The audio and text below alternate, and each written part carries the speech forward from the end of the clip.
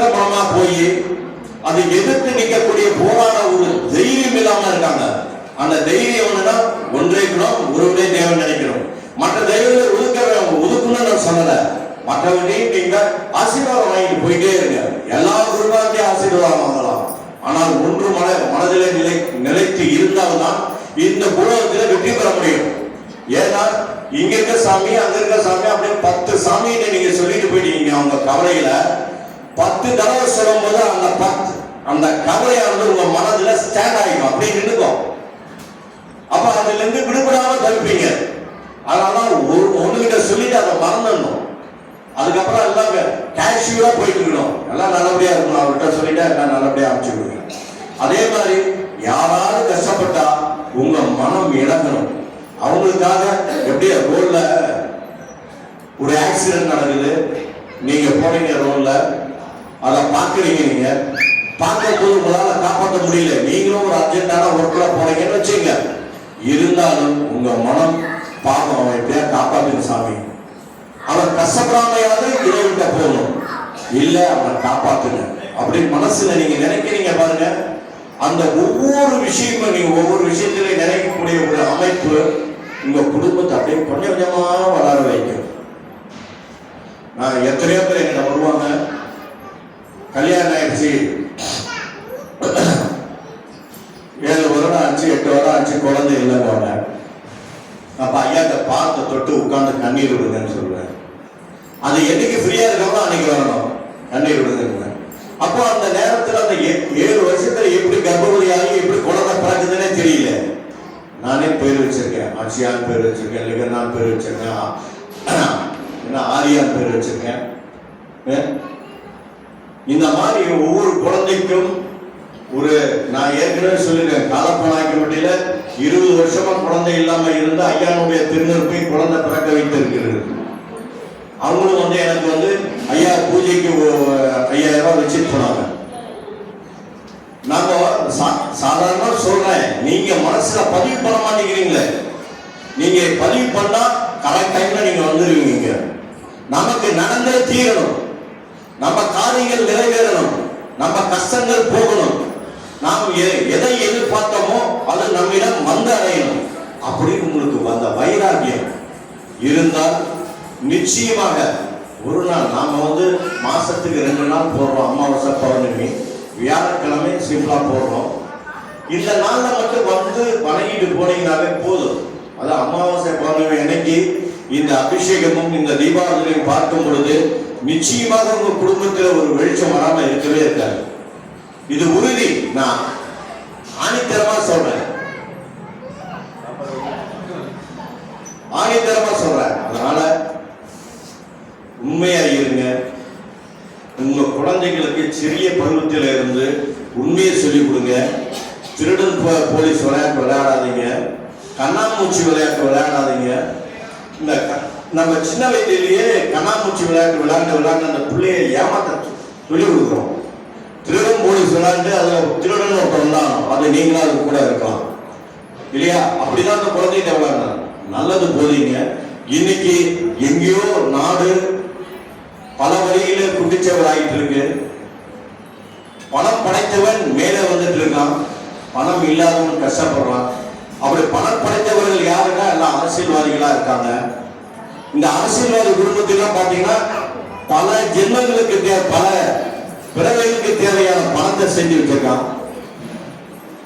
நாமும் நம்ம குடும்பத்திற்காக ஒரு இருக்கும் இடம், உண்ண உணவு, உடுத்த உடை, நோயற்ற வாழ்வு, தேவைக்கேற்ப ஏற்ப வருமானம், இதுக்காக போராட்டம் பண்ணுகிறேன்.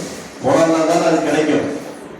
அதனால உங்ககிட்ட ரிக்வெஸ்ட் பண்ணி கேட்டுக்கிறேன், வாங்க, கொஞ்சம் முன்னாடியே வாங்க. நான் எனக்காக சொல்றேன், நீங்க நல்லா இருக்கணும், உங்க குடும்பம் நல்லபடியா அமையணும், உங்க குடும்பத்துல கஷ்டங்கள் தீரணும். நாம் அனைவரும் சத்குரு குடும்பம். இந்த சத்குரு குடும்பத்துல யார் வந்துட்டு போறாங்களோ நிச்சயமா உங்களுக்கு ஒரு அமைப்பு, ஒரு நல்ல அமைப்பு உண்டாகும். இதை நீங்க மனசுல பதிவு பண்ணுங்க. நான் எத்தனையோ பேர் இதை கேட்டேன். இங்கே அப்ப கணக்கம்பட்டியில் எப்படி இருக்கும், லட்சக்கணக்கான மக்கள் அந்த பயனடைகிறாங்க. இன்னைக்கு யூடியூப்ல கணக்கம்பட்டி ஏன் போட்டா ஏகப்பட்டது வருது. மூட்டை சாமியும் போட்டு பாருங்க, அவ்வளவு வருது. அவன் நேரடியா பார்க்கலாம். இன்னைக்கு காலையில ஒருத்தர் சொல்றாரு, நாகர்கோயில இருந்து ஐயா வந்து கணவர் வந்தாரு, தத்துவமா வந்தாரு, டேய் சாமி நீ நிறைய பாவத்தை வச்சிருக்கா அப்படின்னு. ஏதோ அவன் சொல்றான், ஐயா மேல மதிப்பச்சு. நான் அவனுக்கு சொன்னது, ஐயா வந்திருக்கால கெட்டியா பிடிச்சிக்குப்பா, கனவுல வளர்ந்து பெருசு இல்லை, கனவுல வந்தவரை நீ எவ்வளவு கெட்டியா பிடிச்சுக்கிற அது பொறுத்தா இருக்கும். கனவுல வந்து உங்களோட கர்மா அதிகமா இருக்குன்னு சொன்னார் இல்ல, சாமி கர்மா தீர்த்து கூட நீ கேட்டியான்னு கேட்டாங்க. இல்லையே என்னால கேட்க முடியல, கேட்க கத்துக்கோ. அப்ப கனவுல தெய்வங்கள் வரப்பொழுது நாம் எந்த அமைப்போடு கேட்கிறோமோ அதுதான் உங்களுக்கு வாழ்க்கையிலே அமையும். இந்த வாழ்க்கைனா கற்பனமயமான வாழ்க்கை. ஒரு காலத்துல கற்பனையா இருந்ததுதான் இன்னைக்கு மிகப்பெரிய அமைப்புல ஒவ்வொரு இடமும் வந்திருக்கு.